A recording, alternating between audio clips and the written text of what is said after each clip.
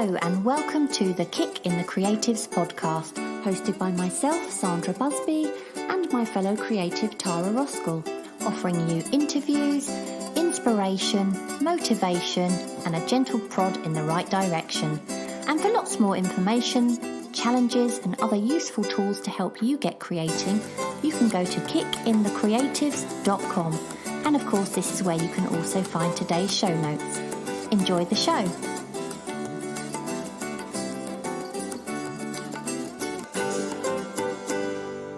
Welcome to today's episode, and today we're going to talk about the joys of doodling. But before we get onto that, I just want to introduce you to Magic Mind. Oh, and by the way, they are also sponsoring today's episode. So Magic Mind is a productivity shot, but unlike other energy drinks, Magic Mind's benefits don't come from excessive amounts of stimulating compounds such as caffeine. Each shot is instead packed with natural ingredients such as nootropics and adaptogens, which are scientifically designed to improve mood, support focus, calmness, energy and productivity. And let's face it, we all need some of that in the art studio, don't we? Well, I've just drank mine, and it's kind of like a mini smoothie, and it's a great way of cutting down the coffee, which I have been drinking way too much of recently. So to get your shot of magic, you can go to magicmind.com/kick-in-the-creatives, and to get 56% off your subscription for the next 10 days, use the code KITC. Yeah, meanwhile, thanks to everyone who's been sharing their work they've been doing for all the challenges on social media. Keep them coming, because we do love seeing them. We just haven't got a chance to say about everyone anymore, because there's so many people now doing the challenges. And you feel mean, don't you? You feel mean picking people out. Yeah. Yeah. Yeah, and finally, thank you to all our latest Ko-fi supporters. You really do help us keep this podcast going, and we will thank each of you personally at the end of the show. So, Sandra, what is new with you? Well, not a lot. I have to be honest. I have been loving just having a bit of fun in my sketchbook for a while. You know, I said that I was ready to sort of get my next painting on the way, as in get the canvas and everything like that. Well, I've got a composition ready, so I've been sort of fannying around with bottles, you know, making them into a nice composition. But I'm actually really enjoying not having a painting on the go, which is weird. It's really weird, isn't it? I'm enjoying not having anything serious on the go for a while. So I thought, you know what, I'm going to hold off ordering this canvas just for a couple more weeks, because I always prefer painting when my brushes are calling me and I get itchy feet and I'm like, oh, I really want a painting on the go. And I think my mind is telling me, take a break. And I think that's why I said about this, because I sort of said, why don't we do this episode? And you were like, oh, yeah, okay. But I think it's because for me, it sort of comes at a good time, because I'm actually having fun just playing around. Aren't you doing a challenge? Yeah, I've been doing challenges. I did the 100 Heads challenge. Have you heard of that? Did you do it? Yeah. Did you do it is it in 10 days or something you do it? No, oh God, no. No. I had to make that one work for me. I haven't got time to draw 10 heads a day. Well, that's what I thought. I started it once and I thought, this is ridiculous. I know you can do it sketchy, but, the sketchy and the sketchy, isn't there? Well, it's like, I remember there was a challenge out there called 30 paintings in 30 days or something, 30 and 30, I don't know what it was. And I think, that's fantastic if you don't work, if you haven't got anything else that you really have to do, because, challenges are, and we always say, don't we, with our challenges, it's really important to make them work for you. If they don't work around your time, your lifestyle, make them work, find a way of making them work. And the way I found finding the 100 Heads challenge work for me was to just say, I'm going to draw 100 heads, one after the other. Meaning, I'll do 3 one day, couple the next, I might do 1 the next, or I might do 3 the next. And do you know what I've been doing though? I've been doing a lot of blind contour, which I've been loving. So that's sort of, and also that helps. Which you hated. I used to hate it. I think I love doing blind contour now.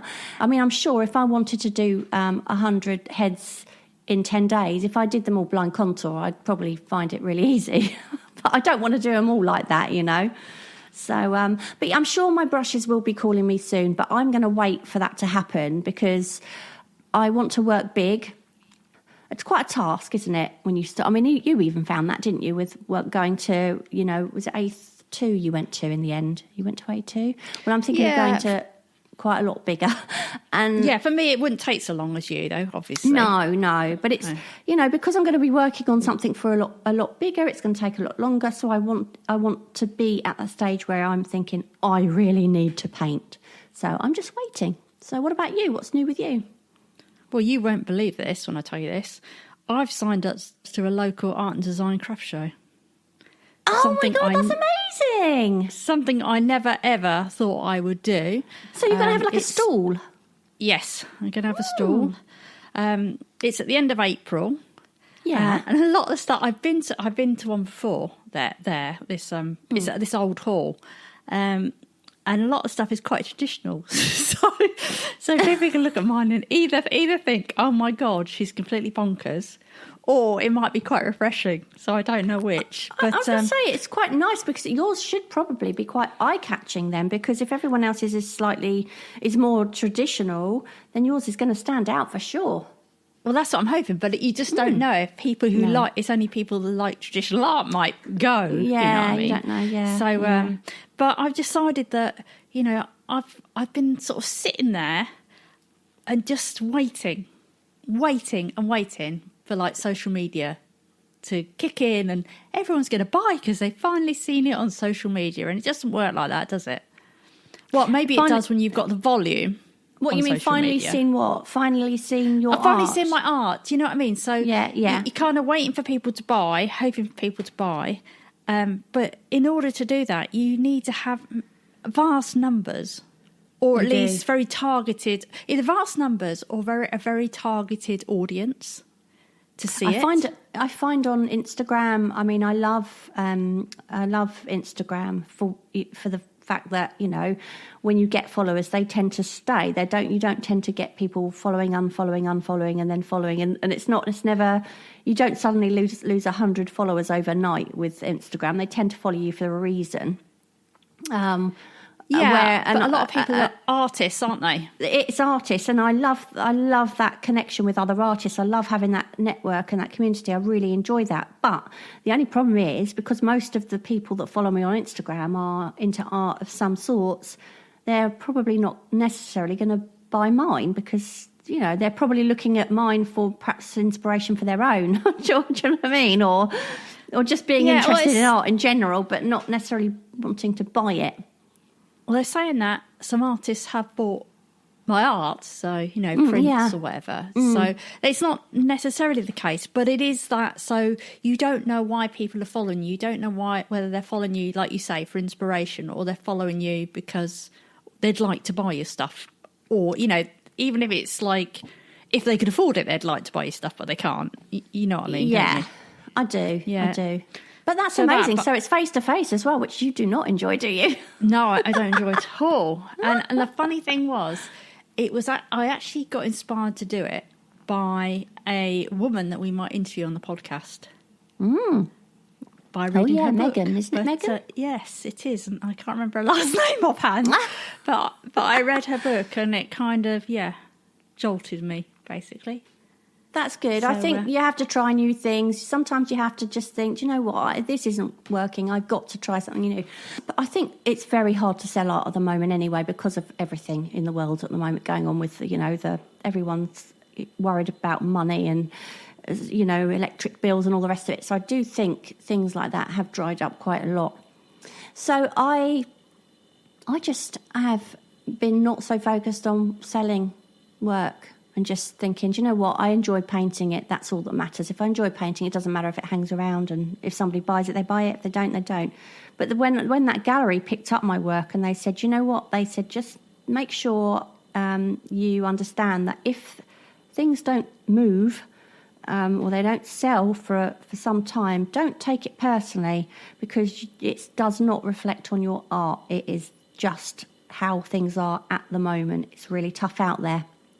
I think as well, it's nice to see things in the flesh. It's very hard because obviously I sell all my art generally online, but it's hard to it's hard to buy something online and trust that you're going to get what you see, isn't it, as well? So I imagine it'd be a lot easier to sell to someone who's seeing it in the flesh, if you know what I mean. Yeah, I mean, what I intend doing is getting a load of prints done, but I'm going to get... I found this company and they're called, like, they're not actually Giclée, but they're very high quality and they're highly UV resistant, but they're a lot more affordable. So what it means is I can actually afford to buy some ahead. Because, like, if I was buying Giclées, it's like I couldn't buy more than a few. No. To afford to be able to sell them on, and hold them at least. But at least with these, I can afford to buy quite a few and then hopefully sell some. It's the thing about being an artist, plan. isn't it? Because even though you're essentially you're a business in a way, aren't you? Well, you are. But you can't go to a bank and say, okay, I've got this business, but I need to invest in some money into making all these prints so that I can sell them. They're going to say, no.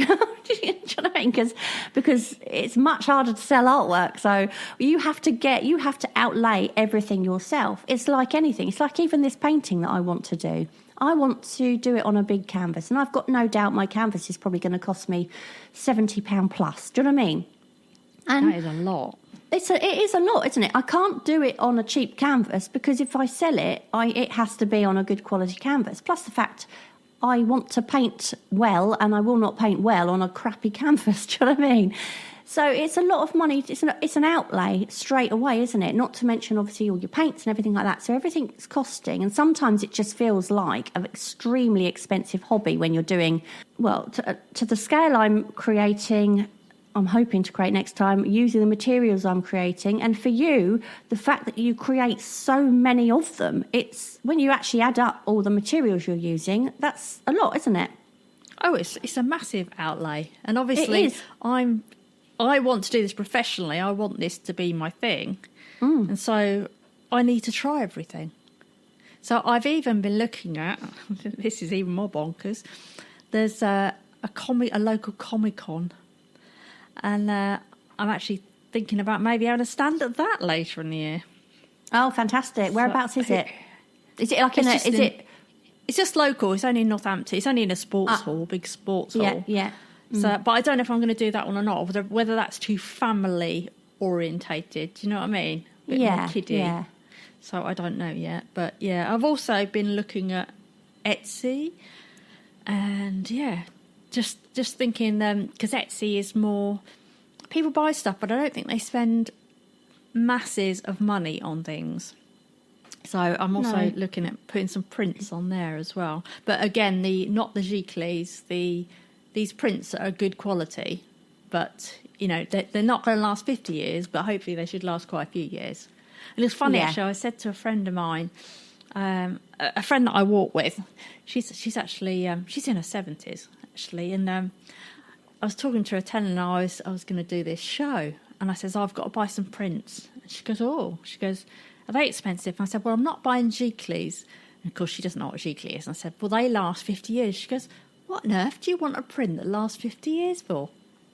So true, really, isn't it? And no, but it is really, because I see why if you're spending a fortune on a print, by like a limited edition print or something like that. Yeah, or some really well-known artist, and you're buying it as like an investment, I could see why. But if you're buying it because you like this artist and you want something of theirs, it doesn't necessarily need to last 50 years, does it? If they're going to spend 20 quid on it. Yeah, and if you buy an original watercolour, I very much doubt that would last as long as the print, because they fade. I mean, even the best watercolours, they will fade in time. I mean, oils don't, and acrylics don't, but still, even if you buy an original painting, very much depending on how the person has painted it, doesn't necessarily mean it's going to last, and sometimes the print will way outlast the actual painting. Yeah. I mean, I use oils, and I learned that traditional way of how to do it so it lasts and doesn't start cracking and falling off the canvas and everything like that. But there are lots of people out there that don't do that.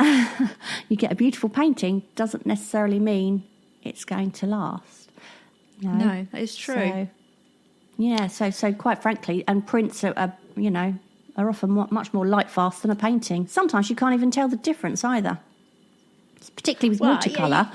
Yeah, you can tell the difference, obviously, because you can see the texture more in. Yeah, I'm talking about reel, with water, can't you? With watercolour, though. Watercolour. No, you can't, can you? You can't. No, sometimes I look at things like, is that a print? Is it a print? Especially if they're done on a watercolour type paper as well. Yeah, exactly.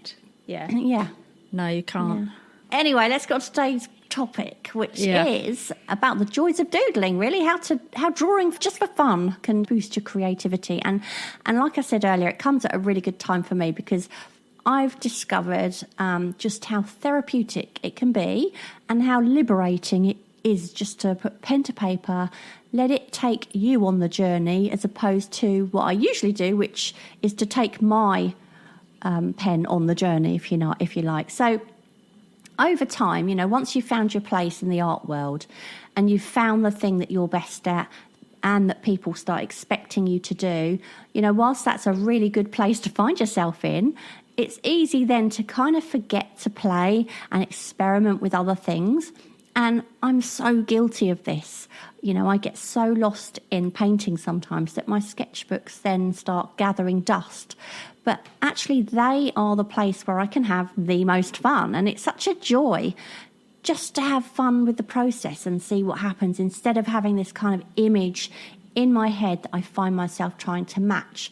And that's exactly what happens when I do a painting. I have a composition, and I know it's not because I'm looking at the actual image, I'm thinking I want that. I know what I want the painting to look like. And it's not always exactly like the image, but it's something I'm working towards all the time. I actually it's like the difference between having an image in your head or your head is a blank canvas, and then you just wonder what's going to appear. And I love the fun of that. I really do. I enjoy that kind of not knowing rather than knowing what I want. Yeah, I guess I get that from painting, which you don't, because I don't quite know what's going to appear when I paint. But yeah, doodling gives you the freedom to draw, I think, whatever you like as well. So you've got no rules. So say I normally draw faces, which I do. You might want to doodle completely different things like shapes or cute characters or landscapes, because like anything goes. You don't have to feel like you have to fit in that niche like we were talking about last week, wasn't it? Last podcast. You just do anything. And I would say actually my sketchbooks are more like doodle books. They're definitely not things of beauty. They are all little experiments, some which work and some which don't. And I actually think doodling is almost... It's just a name we give something when we don't want to be precious, isn't it? That's all it is. It's just a name so we can feel better about drawing something rubbish. Exactly. And you might also discover new things that you can bring into your more refined work. So perhaps you draw something in a way you've never tried before, doodled unusual colours together and realised how much you like the combination. Or maybe you've overlapped some doodles and you've really liked the way it looked. You can just pick really tiny things. Like I remember doodling characters in a book, and I'd start putting their eyes so they were almost falling off the head. So they were kind of coming out of the head, and I thought, I really like that. And then I would start developing that a little bit more. But yeah, anything goes, basically. And that's kind of inspired what you do now then, all the way from back then when you were doodling those little characters, because those eyes are kind of like what's recognisably yours in your work. Yeah, I mean, I don't know if they're quite the same, but I definitely always focused on eyes, I guess. Yeah. Yeah, I mean, doodles, just to be clear on what doodling is, it can be anything, can't it? It can be moving your pen around and mark making and just doodling while you're on the phone, or it can be, like you say, little characters. And do you know what? I remember going up in the loft, and I've got an old box of schoolwork. I've got mine, I've got my kids' schoolwork, and what I love most when I look through some of this stuff is if you look in their maths books or my maths book, or I don't know, the little exercise books we used to get into school. What I most love about looking through those things is when there's little doodles in the margin where obviously I or they were just really bored in the lesson and they just start doodling a load of, just even if it's just those little faces looking over a wall, with ones they used to say, was it so-and-so was here or whatever. Chad. They were called Chads, weren't they? I can't remember. But I really enjoy looking at those. I love all that. And I always remember when my late father-in-law died and we were wandering around his flat and it was all, it was very sad having to box up things. It's just not a nice feeling at all. But there was this phone book in his drawer, and this phone book it only had, I think, 1 or 2 addresses in it. But then I remember just on one page there was just this it was like a little stick man. That to me was the absolute treasure that I found. I was like, oh my God, I love that. And of course I couldn't throw it away because I thought that to me was absolutely precious, because it was this little doodle that had come out of his brain while he was thinking about probably nothing in particular. And yeah, that to me is what doodling's all about, just not really thinking and just letting something come out. But what I find as well, when I'm drawing, let's say doodling, sketching little things, it's a time when my inner critic has way less to say, because I've already decided that what I'm doing is only for fun. I've got 0 expectations, and that's perfect because it's the polar opposite to when I paint. And as much as I've learnt to ignore that inner critic to a degree, it's nice to spend some time doing something without that wittering on in my head, and you can have a lot of fun deliberately creating doodles that are probably going to be really bad and really silly, but weirdly they'll often make the most fun additions in your sketchbook. And like I was saying earlier, I've been doing these blind contour faces. It's something I can create in like 5 minutes. And in fact, I did one on TikTok. I don't share a lot of art on TikTok now. Actually, I'm sort of focusing more on just life art, lifestyle stuff. But I've done arty things on there as well. And I did one where I was staring at the camera, saying I was going to draw that person who was watching as a blind contour, and it happened to be me. And it took this thing. I think altogether took about 1 minute and 36 seconds. I think it was, and then I added a bit of watercolour that took 5 seconds, and then I held it up to show the people watching. And it was just this quirky little thing, and it's basically, that is what it is. It's just a doodle. It's just for fun. I had no problem showing it because they would have expected it to be awful, just as I knew it was going to be stupid. But it was really fun. I found it a really fun little doodle. And it's the polar opposite to what I'm actually known for, which is realism painting. So, yeah, it's kind of like it's a way of exploring my other self, Well, I'm a Gemini, so there's definitely 2 sides to me, and I think I enjoy exploring both. So I need to kind of not keep forgetting about that side of me, I think it's a time where you can just let your mind flow. And for me, I think it's, instead of sitting and just saying Om, it's that meditation, isn't it? Where you can just scribble and get engrossed and not worry. And it is weird, isn't it? Because if you try and just sit there and not do anything, your mind goes all over the place. I don't know about you, but if you sit and doodle or sketch, it doesn't do it as much. It's kind of semi-focused. Yeah. I remember we had someone on the podcast once. He's an absolute brilliant cartoonist. Anyway, I can't remember.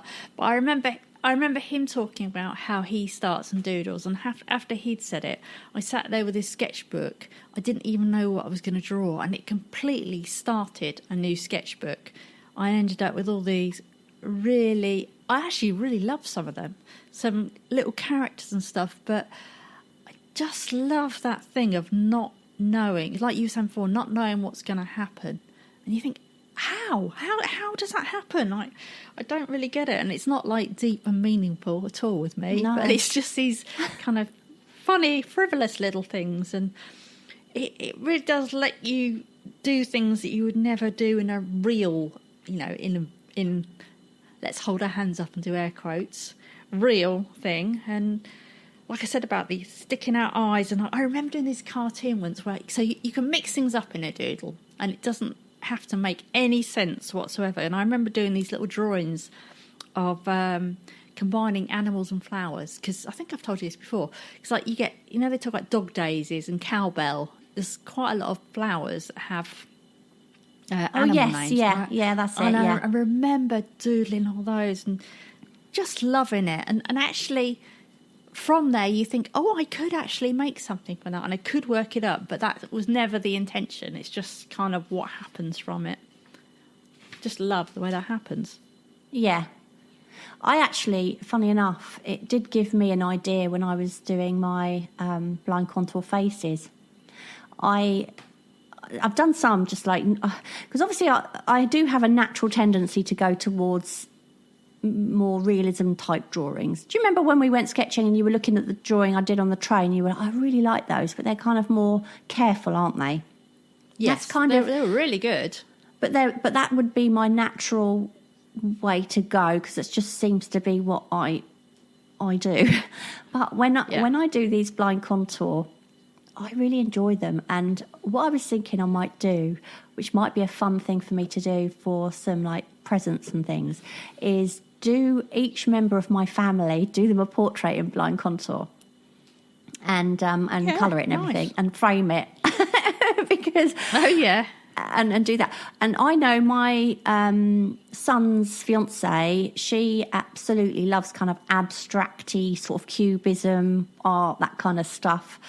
And I reckon she would love that. So, yeah, I did think about that. It's inspired me to think, ooh, these are quirky. People aren't going to be thinking, I can see myself in it, but I'm not sure about that. They're going to be just thinking, oh, my God, yeah, that's so me, but in a really weird sort of random way. I mean, I've done myself, and I thought, yeah, I can see it's meant to be me. But it's like, obviously, in a completely random style. It's cool. I like it. I like it. If you frame them, that means they've got to put them on the wall. That's true. Yeah, I won't frame them. They're going to be in the toilet. I'll screw them up and chuck them out, wrap them in a ball. Yeah. No, that's very true. Actually, that's very true. Put them in a plastic sleeve. Yeah, I'll do that. That'll be a lot cheaper as well. Yeah. But if you're in a creative slump, I think doodling is a really good way to get your creative juices flowing again. I was in this habit, wasn't I, for a couple of years of drawing every day before work, and I did that religiously. Then so many things were happening, and we were really busy with kicking the creatives, and not just that, obviously, that lots of things. Work was incredibly busy, and I started just getting out of that habit of doing it every day.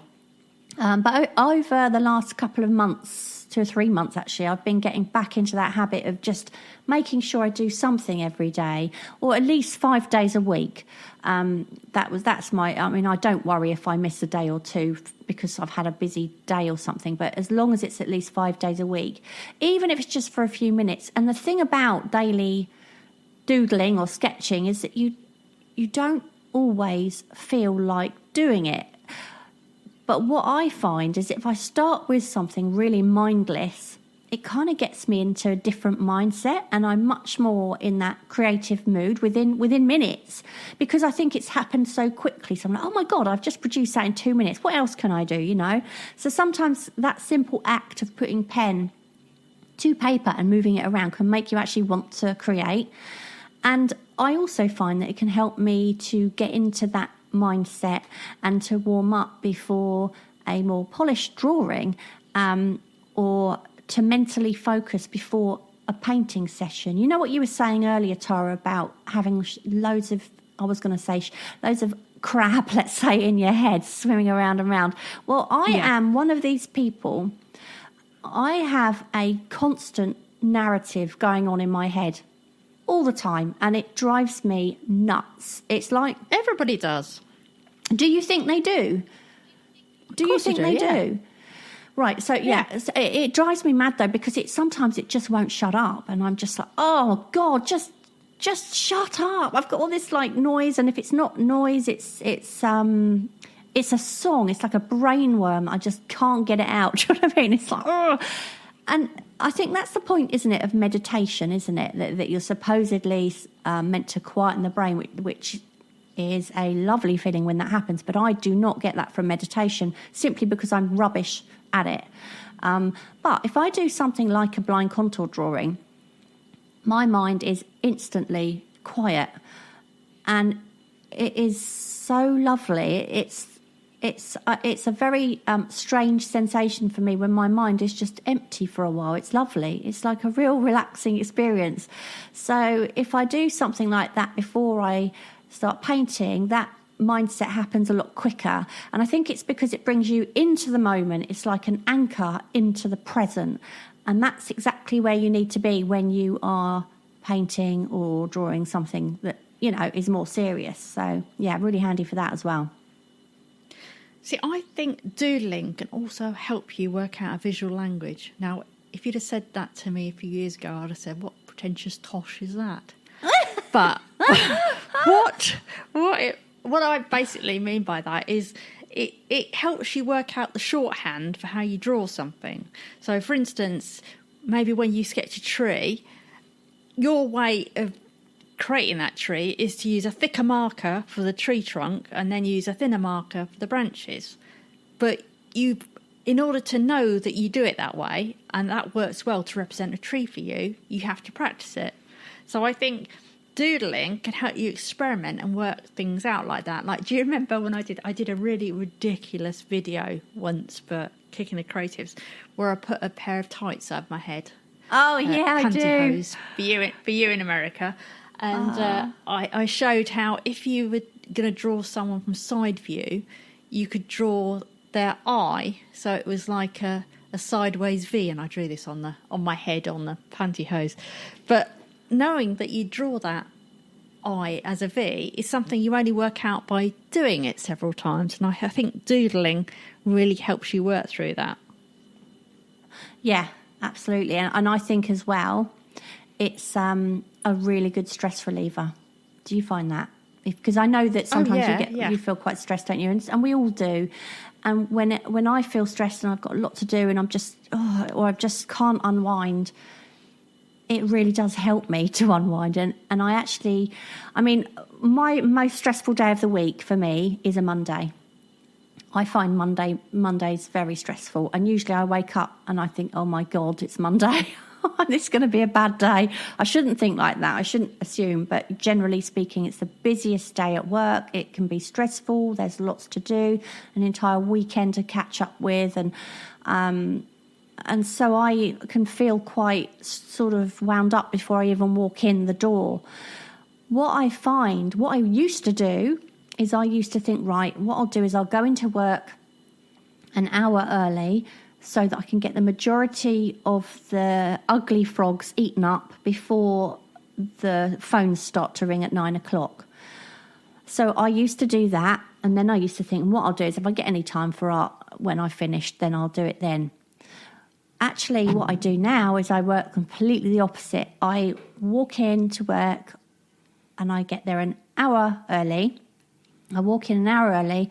I go straight into, for anyone who doesn't know, by the way, I work in an outbuilding in my house, but in an outbuilding. And my office is one end and it's separated into two rooms. And the other one on the other end is my art studio. So I'm really, really lucky. But what I do now is instead of thinking I'll get as much work as I can get done early and then I'll go in the art studio, I've realised that does not work for me, because once I've done my work, I am not feeling remotely creative at all. And it's the last thing I want to do.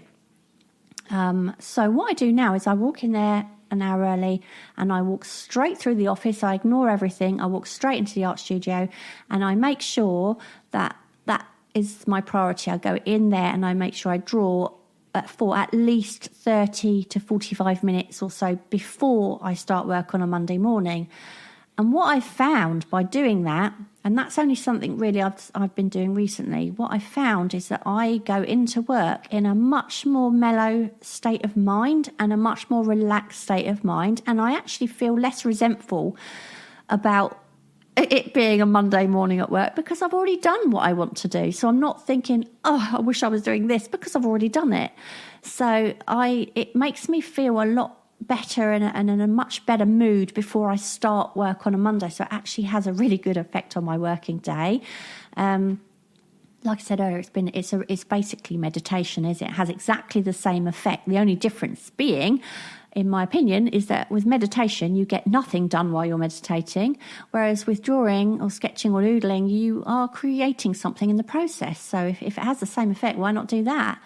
And like you said, because it's quietening down your mind, it also allows your creative ideas, I think, to flow much more freely. Sometimes I sit around and think, right, okay, what can I draw? What can I do? Actually, you don't have to. Sometimes when you're doing that, things just come into your mind because there's not so much noise in the background getting in the way of your ideas. Yeah, I mean, you saying about changing your mood, I have noticed this last couple of weeks I haven't been painting as much because I've been doing admin-y type stuff. Like so for example, I was looking for art fairs and stuff like that, and then I've been trying to organise my paintings and looking at Etsy and stuff like that, and I've been feeling quite down. And so I think that for me, lack of creating lowers my mood. In fact, I'm pretty sure it does. I don't know about you. Do you find that? Yes, I do. Sometimes I can marry the two together of having a low mood and not having created anything for some time. And actually, quite often that happens when I'm saying, my brushes aren't calling me. I haven't got a painting on the go at the moment. That's fine at the moment. But there will come a time when I'll start feeling low. And then I think, I realise why. I haven't got a painting on the go, and that's what I need. But yeah, I definitely think it definitely helps with mood, that's for sure. And I also think it could be as well, Tara, that this time of year, I mean, winter is long. It's been snowing today overnight here. Has it been where you are or not? I woke up to a white freezing. I thought you were going to say it was about my hormones. I wasn't sure we'd want to speak about hormones I on thought here. you were going to say it's your age, Tara. That's what it is. Not it's the weather. We'll talk about that after recording, shall we? What I was thinking as well is the fact that, winter, it just feels so bloody long, doesn't it? And we're now we've just in the beginning of March, or a week into March, and it's snowing, it's still freezing cold, isn't it? And it's like, oh, come on. And then once, you get, I think it was a couple of weekends ago, there was one day where, this carrot was dangled, the carrot of spring for one day. It was beautiful. And then it was like, yeah, but don't get used to it. And then it was crappy for the next few days. And it's cold. So I think by the time, we've had it from really sort of end of October, it starts getting a bit horrible. And then it just goes dark. And then you live in the dark, basically, don't you, until I think we've got another 3 weeks, haven't we, before the clocks change, which would be amazing. That is when I think I notice my mood being a little bit better. But I mean, it could just be, it could also be that. Yeah, you think about our Finnish listeners and our Canadian listeners. You think how dark it is there compared to here. I know. Some of them. God, yeah. Really dark. Anyway, should we move on to some little exercise ideas that we've come up with? Here's some doodly things that you can try. So try holding your pen or your pencil really loosely at the end. So not the end near the bit you draw with. Make some marks and then make them into something. It's a bit like those psychologist ink blots, but you've got kind of lines instead.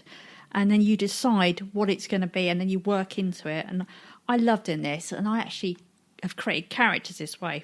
It's actually an exercise, isn't there, in our character and cartoon course where we do this. Well, I do this.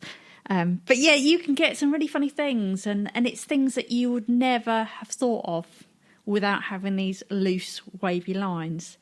And also another idea is years ago, I used to prepare a sketchbook and I used to put on different pages, I'd put random ripped up bits of coloured paper that I'd stick down with a Pritt stick.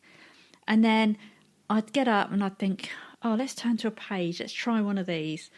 And then I'd look at these blocks and think, what could I make from those blocks? And I'd draw something over the top of them. And they weren't anything precious, but they were just fun. And I just really liked doing it. It was just a really little fun exercise.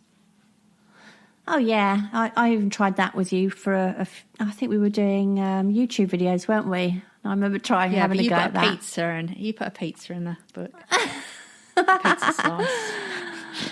Well, at the moment, my thing I love doing is blind contour drawing. So, but I'll often throw a bit of watercolour on afterwards, and I always love the result. And also continuous line. That's another good one to try. So just in case no one knows what blind contour drawing is, I'm sure most people do, but there will be people that don't. It's when you stare at your subject and you do not look at your page or remove your, well, you can take your pen off the paper, but it's easier not to. You just follow your eyes with your pen, and then once you think you've finished, then you'll look down and you'll probably see eyes one side of the page and a mouth the other, but it's always quirky and always fun. Continuous line, that is where you can look down at your paper and at your subject, but the trick is you do not lift your pen off the paper. And I like doing those ones as well, actually, because it's another way of drawing, and for some reason it kind of has a bit more character, don't you think?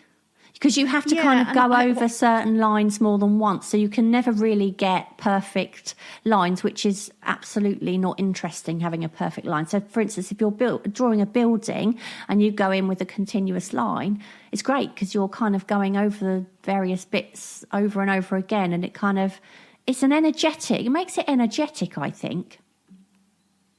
Yeah, I mean, I think as well, once you've done those basic things, there's nothing to say you can't go into them and draw over the top of them to tidy them up to some extent or to work into them. And I think, it's Jo Brown, isn't it, in our group, who is just an absolute genius with blind contour and contour drawings. She is. Complete genius. Yeah. Do you know, when we go to do our sketching trip this year, we're waiting for it to warm up, aren't we? And then we'll hopefully book in a date. But I might just do blind contour. Yeah. I might just do that. Because why not? That'd be really fun. That could be a real fun, or continuous line. Yeah, I might just do that. Anyway, carry on. Sorry.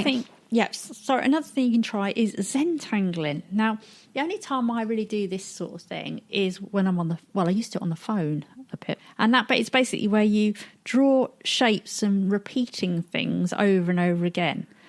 If you check out the work of Anna Zubarev, who's on the podcast on episode 113, she's made it into a real art form. She does quite floral stuff, but you can just do really sort of triangles and hexagons and just repeat everything. Another fun exercise is to put down blobs of paint, let them dry and doodle on top.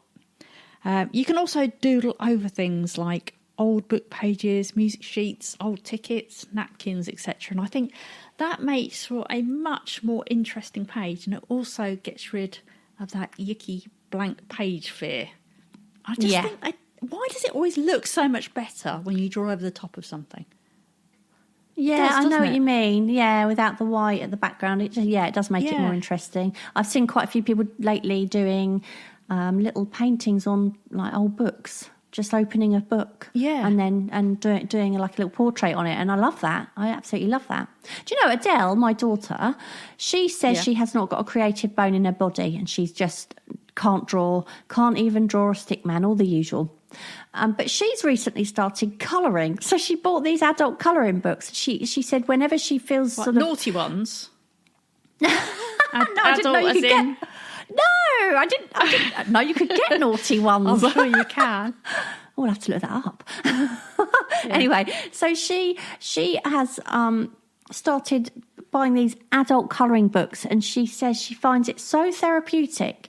Just rather than having the TV on all the time, she'll sit there and she'll do this colouring. She said it's really meditative. So even if she doesn't realise it, that is still something creative, even if you're colouring in, isn't it? You know. Yeah, I mean, some people can make things look amazing by colouring in them just because they're good with colour. I'm not particularly good like that. Well, she does. I've got no patience.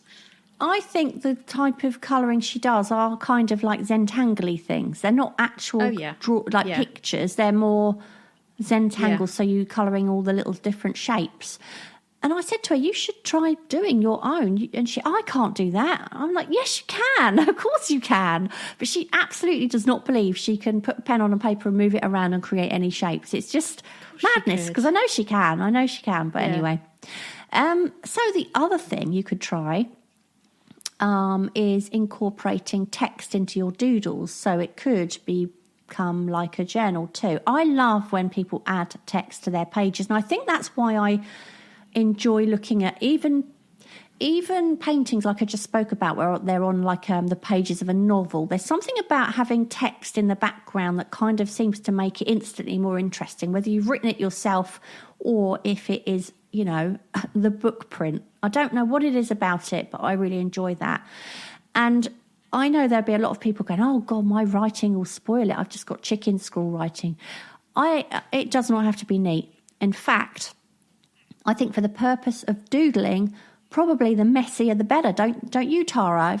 I know we've mentioned Lewis Rossignol before, but his text, I mean, if he suddenly had really neat handwriting, I think it would almost ruin what he was trying to achieve, don't you think? Yeah, definitely ruin it. Yeah, I mean, I've got and you do terrible that, writing. don't you? You do yeah, text I've got with your absolutely doodle. shocking writing. But sometimes actually in my paintings I'll put writing in them as well. Either really loose and unlegible, or I will put it so you can read it, but it won't be pretty by any means. No. But if you're really that worried, what you can do is just cut out newspaper print or any prints from magazines and use that in the background. So you don't have to write it yourself at all. But I just think it gives it a bit more interest, you know. Basically, you I can think write the it main... in your ransom note, can't you?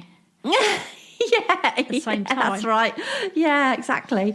Brilliant. I just think the important thing is the main purpose of doodling is just to have fun, give your mind 5 minutes peace, and if you think you don't have 5 minutes, then just keep a sketchbook next to your toilet.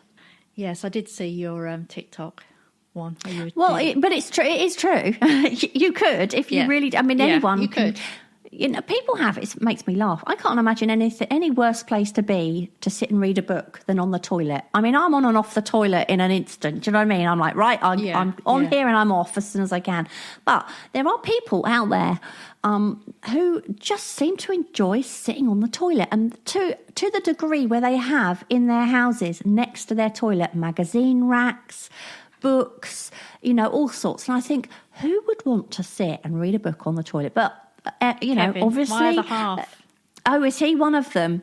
Yes. Oh my gosh, no. He reads on the toilet. Not as much as he used to, but I remember once he used to. So he always used to have a magazine, not a dirty one, or a book to read by the toilet. And I remember once him and this girl at work used to like the same type of books. They were kind of fantasy, but again, not dirty fantasy dragons, that sort of things, books. And he used to borrow books, and I'd sometimes see them by the toilet, and I'd say to him, does she know that you're reading her books while you're sitting on the toilet? Oh, you do not want that, do you? No, not really, no. But anyway, each to their own. Maybe what happens, I think, is some people just want a bit of peace for 5 minutes. Maybe if you're in a house full of kids and all the rest of it, you're like, oh, this is just the place where I can sit down, pretend to be busy and no one's going to bother me. Well, if that is you, then rather than read a bit of a magazine or a book, you know, sit on the toilet and sketch what you can see in front of you. Well, I mean, unless you're a man and you're looking down. I don't know. I'm talking about just sitting down and you're looking at your cabinet. Yeah. But yeah, I mean, you've got no excuse. Everyone has got 5 minutes. I don't believe that anyone. I mean, if you think about what I said about my blind contour drawing, I created a little mini self-portrait, very small, in my sketchbook in 1 minute 36 seconds, and I painted it in 12. And you know, anyone can do that. You timed it, did you? Yeah, well, I knew because of the video. When I was editing, I knew exactly how long it was, because, you know, when you snip it, oh, that's how long it took. 1 minute 36 seconds to do the actual drawing. And I think it was 12 seconds to just chuck a bit of watercolour on it. So, you know, So anyway, shall we move on to the answers to our last question? Yes, let's do that. This was the one that was written by AI, wasn't it? Oh, yes. So the question was, what's the most unusual thing you've ever used as a canvas or drawing surface? Okay, so I've got I've got Andy W. Art. As a student, I used to paint band art and logos onto leather scraps. These were then trimmed and stitched onto denim jackets to help music lovers feel the part when going to gigs. I love that. Tara, do you remember Bros in the 80s? I do, yes. Did you do what I did? I used to wear Grolsch bottle tops on my trainers, on my shoes. Yeah, I did. I wasn't that into them. No. Well, I wasn't really. It's just that everyone else was doing it, so I'd do the same. Me and my friend used to have Grolsch bottle tops. I don't even remember it. Yeah, I don't remember it was bottle tops on things. It was a craze back in the day. Right. No, I don't remember that. Yeah. So I've got Carol Dixon. She says, I did this. So she must have posted a picture, which I can't remember. Sorry, Carol. I'll go back and have a look. On the side of a manila folder. I'm not sure why, but it turned out really well as a surface for coloured pencils. And I think that is, again, because it's an envelope, it's kind of throwaway, isn't it? So it's almost like doodling, where you don't worry about it because you're not using a precious surface. Yeah.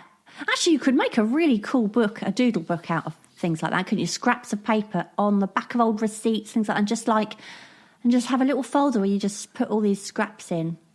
That'd be quite cool. Yeah. I've got Melanie Forrester Brooks. Maybe people, she says. I had friends that we used to draw on each other. On each other, eh? Oh, okay. There's actually pens for this now, apparently. Tip, highlighters glow under black light and henna does not wash off for months. I've got Tiffany Markham. Definitely bathroom wall antics. Laughy face.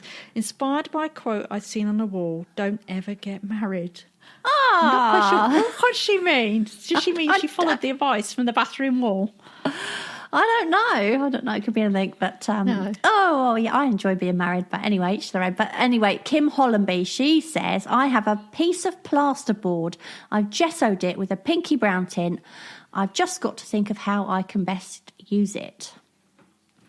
I've got Gabriella Pop. Now, she actually posted a photo up of what she'd done, and basically it was a bit of rock, and on it she'd painted a rock climber. I thought, that's a good idea. Very I like clever, that. Gabriella. Yeah. Carol Whitmore, cork platforms on shoes, canvas shoes, hats, shirts, and a couple of people. That's actually cool, isn't it? Because it's a way of making your clothes completely unique, isn't it? Years ago, I painted some plimsolls, I think. Yeah. When I was a I suppose you'd just use teenager. acrylic, wouldn't you? Because acrylic... acrylic paint. Yeah, because acrylic You can wouldn't get come fabric off, paint would it? as well, can't you? You can actually get I don't fabric really paint. know. Yeah, and fabric. know. You used to be able to get fabric markers as well. I'm sure you can now. I've got Art by Drina. When I was a teen, I had an old white couch in my room that me and my friends could draw, write on with textile markers. That sounds cool. Yeah, it does. I've got Stete Arts.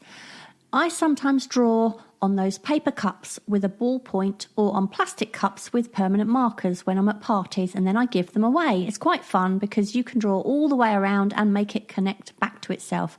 I've also drawn on 2 metal bottles and posted them here on Insta.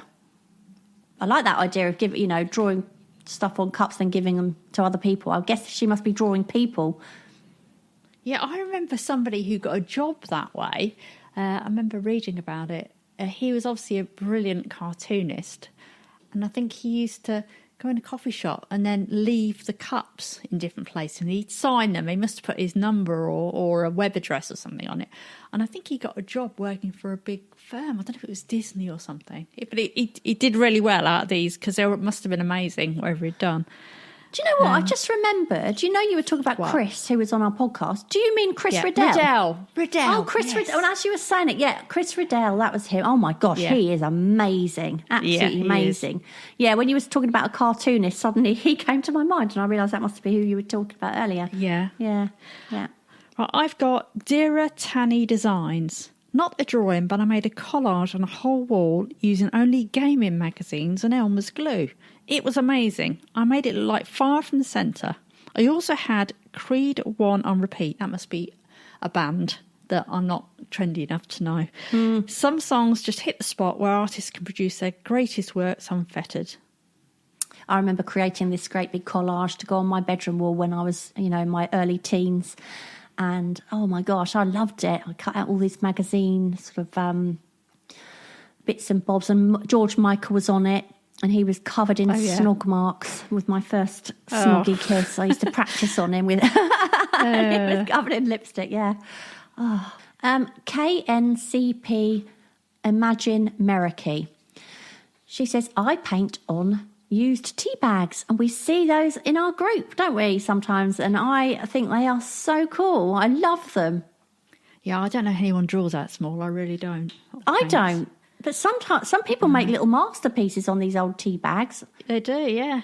I've got Fluffy Bear's mum. Now, some people might call me that because I'm Bear's mum, aren't I? Sort of. Oh, yeah. Yeah, that's my dog's name is Bear. I don't know if I'm fluffy. I've got, she says, or he says, socks. I chop up a load and make crows over a cornfield by Van Gogh by sticking on a lot of material with a lot of copied X glue.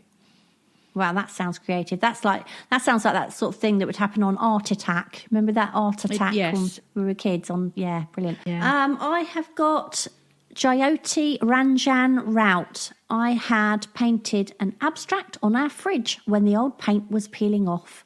That's a cool idea. That's a nice idea. Yeah. So we have got a brand new question for you, and that is, what is the weirdest thing you have ever painted or drawn?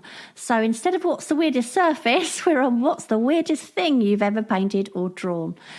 Was this written by AI? I don't know now. I can't remember because I just chucked it on our list. AI came up with a few little things. Okay, as always, you can let us know in the Facebook group the answers to the question, which, by the way, if you haven't already joined, I highly suggest you do. We'll put the question up there, also on our Facebook page, and of course on Instagram, which is Kick in the Creatives.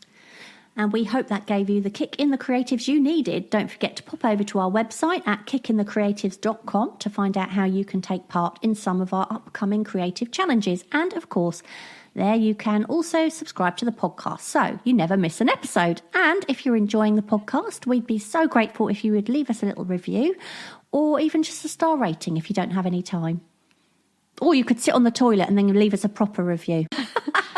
Yeah, if you want to find either myself or Tara online, I'm on Instagram and also TikTok under Sandra.Busby.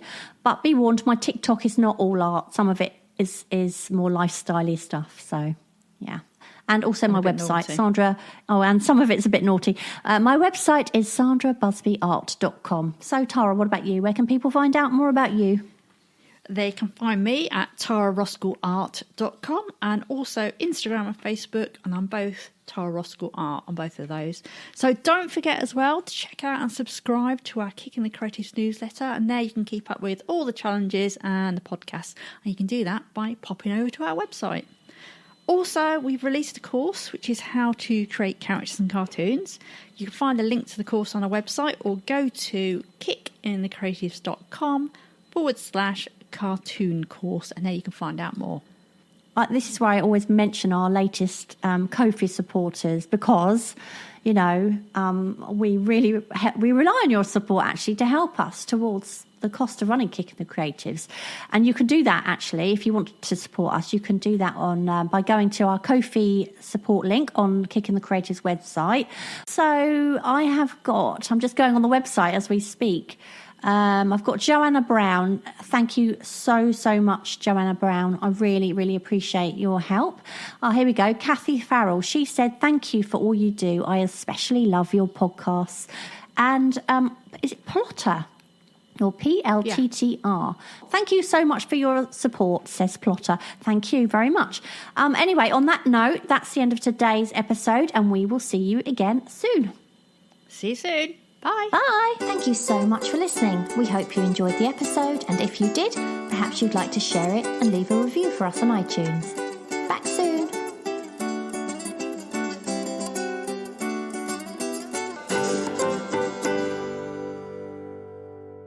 Told you when I drew a daisy around Kevin's belly button, didn't I? Oh, I wonder what you were going to say then.